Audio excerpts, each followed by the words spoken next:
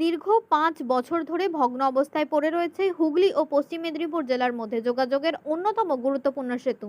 ফলে নদী তীরবর্তী দুই জেলার মানুষের যাতায়াতে চরম দুর্ভোগ তৈরি হয়েছে। এক জেলা থেকে অন্য জেলায় যেতে হলে ঘুরপথে অনেকটা অতিরিক্ত পথ পাড়ি দিতে হচ্ছে।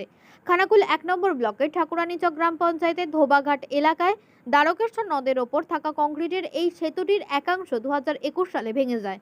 গত বছর সেতুটির আরও একটি অংশ বসে যাওয়ায় ভারী যানবাহন তো বটেই, ৪ চাকার গাড়ি চলাচলও বন্ধ হয়ে যায়।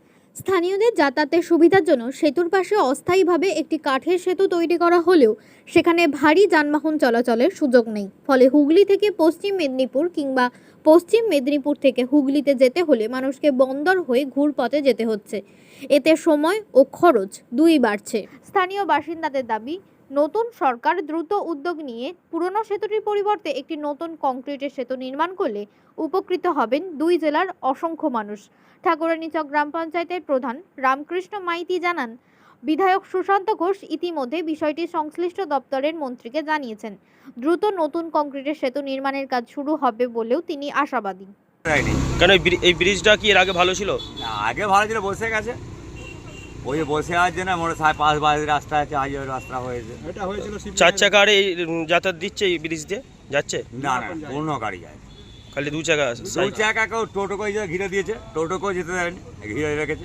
এই মানুষ চলাচল মোটর সাইকেলে যাচ্ছে। এই ব্রিজটা কতটা গুরুত্বপূর্ণ আপনাদের কাছে?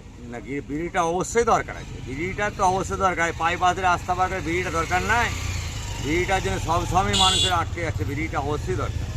ওপারটা কোথায় যাচ্ছে? ওপারটা সেই বাঁধ থেকে মেদিনীপুর পড়বে, সেই বাঁধ থেকে, এটা হুগলির মধ্যে বাঁধটা বর্ডারটা ফুলদার দেওয়ার থেকে উধারটা মেদিনীপুর, এটা হুগলি, মানে দুটো জেলার সংযোগস্থল বলা যেতে পারে। হ্যাঁ হ্যাঁ, দুটো জেলা সন্তুষ্ট। এটা মেদিনীপুর চলে যাচ্ছে আর দুটো জেলা সন্তুষ্ট। এখান থেকে আপনাদের মেদিনীপুর যেতে কতক্ষণ টাইম লাগে? এখান থেকে মোটর সাইকেলে আধ ঘন্টা লাগবে। আর এখন বাইপাস হয়ে ঘুরে যেতে হলে কতক্ষণ লাগছে? বন্দর দিয়ে ঘুরে যেতে হচ্ছে, বন্দর দিয়ে। তাও কতক্ষণ লাগবে ওটা? বন্দর দিয়েও ধরো 1.5 ঘন্টা ঘুরতে হচ্ছে। 45 মিনিট। হ্যাঁ হ্যাঁ হ্যাঁ, সেটা বইতে হচ্ছে। এই ব্রিজ দিয়ে এর আগে ৪ চাকা আর সব যাতায়াত সব বের যেত, সব লরি বন্ধ গেছে।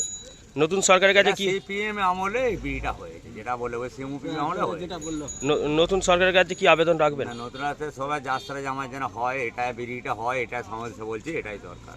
কি নাম আপনার? আমার সম্মান না, কোথায় বাড়ি? আমার এই কাজ রে, শঙ্কর আমার কাজটা পঞ্চায়েত আমার এখানে। এই ব্রিজটা কি ঠাকুরানীচক? এটা ঠাকুরানি থেকে পঞ্চায়েত, আমার ঠাকুরানি, বুঝতে পারছো? সমস্যা তো আছেই। এইটার সমস্যা, মোটর সাইকেল, সাইকেল হেঁটে মানুষ যাচ্ছে। আর বহুদিন থেকে এটা সংস্কার করার জন্য আমরা আবেদন রেখেছি, কিন্তু তার কোনো কাজ হচ্ছে না এখন পর্যন্ত। তবে বারবার বলছে আমরা পোলটা ভেঙে পোলটা নতুন করে করা হবে, যার কারণে বাইপাস একটা কাঠের পোল করে দিয়েছে, ওইটা দিয়ে এখন যাতায়াত করছে। ওখানে নিয়ম ছিল, যখন পোলটা হয় কাঠের পোলে, এখন নিয়ম ছিল যে কোনো পয়সা করে দেওয়া হবে না, মানুষ যাতায়াত করবে। যে এখন নতুন সরকার হচ্ছে, বলেছিল পয়সা দিতে হবে না, এখন 4 চাকা আর 4 চাকারই পয়সা দিচ্ছে, এবং 2 চাকা দিচ্ছে না। ভারী যানবাহন তো যাতায়াত করতে পারছে না।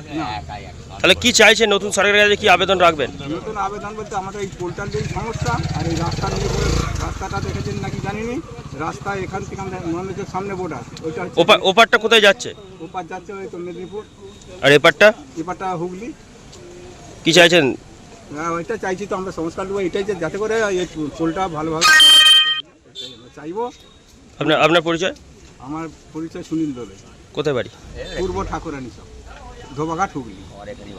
এলাকায় বাড়তে এটাই প্রয়োজন যে এই এলাকার মানুষ এখানে বিশেষ সংখ্যক লোকজন যাতায়াত করে, কিন্তু দীর্ঘ 5 বছর হলো তৃণমূল সরকারের আমলে কিছু ব্যবস্থা লাগেনি। কিন্তু যেহেতু আমাদের বিজেপির এমএলএও ছিল, সেটা করতে পারতো, তাকে এনওসি না দেওয়ার জন্যে, কোনো কিছু পারমিশন না দেওয়ার জন্য তারা করতে পারেনি। তাই এখন আমাদের বিজেপি সরকার এসেছে, তার জন্যে আমাদের ডিএম, এসডিও, বিডিও সবাই এসেছে। আজকে আমরা পোলটার বিষয় নিয়ে আলাপ আলোচনা চলবে। এরপরে আমাদের সরকার যেহেতু এসেছে, আমরা আবেদন রেখেছি যাতে এই পোলটা হয়। দেখুন, বিগত 2021 সাল থেকে আমাদের এই ঠাকুরানীচক গ্রাম পঞ্চায়েতের অন্তর্গত এই যে ধোবাঘাট ব্রিজটি, এই ব্রিজটি ভগ্নদশায় পড়ে আছে, যার ফলে এই এলাকার সাধারণ মানুষ থেকে শুরু করে নিত্যযাত্রীরা খুবই কষ্টের মধ্যে আছে। বিগত দিনে আপনারা জানেন যে তৃণমূল সরকার, সেই সরকারের উদাসীনতা এবং দুর্নীতির কারণে তারা কিন্তু এই ব্রিজটার দিকে কোনো রকম কর্ণপাত করেনি।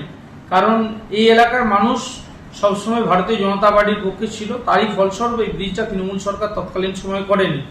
বর্তমান সময়ে দাঁড়িয়ে আমরা আমাদের সম্মানীয় বিধায়ক থেকে শুরু করে আমাদের সরকারের ঊর্ধ্বতন কর্তৃপক্ষ, সংশ্লিষ্ট দপ্তরের মন্ত্রীকে পর্যন্ত জানিয়েছি।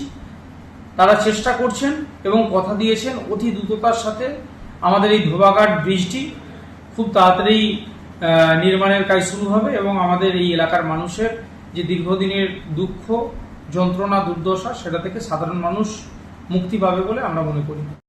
নিউ নূর সোফা সেন্টার, এখানে সমস্ত রকম সোফা পাইকারি ও রিটেলে বিক্রয় করা হয়। সমস্ত সোফা নিজস্ব কারখানায় তৈরি করা হয়। প্রোপাইটার হানিফ হোসেন খাঁ ও রুহুল হোসেন খাঁ, বড়ডোঙ্গল হাটতলা সিনেমা হলের সন্নিকটে, হুগলি। যোগাযোগ 7797170093 এবং 9382003105। এবার হাতের কাছেই মিলবে অত্যাধুনিক ও নির্ভরযোগ্য স্বাস্থ্য পরিষেবা। আরামবাগ, খানাকুল ও পরশুরা থানা এলাকার মানুষদের জন্য এক বড় সুখবর।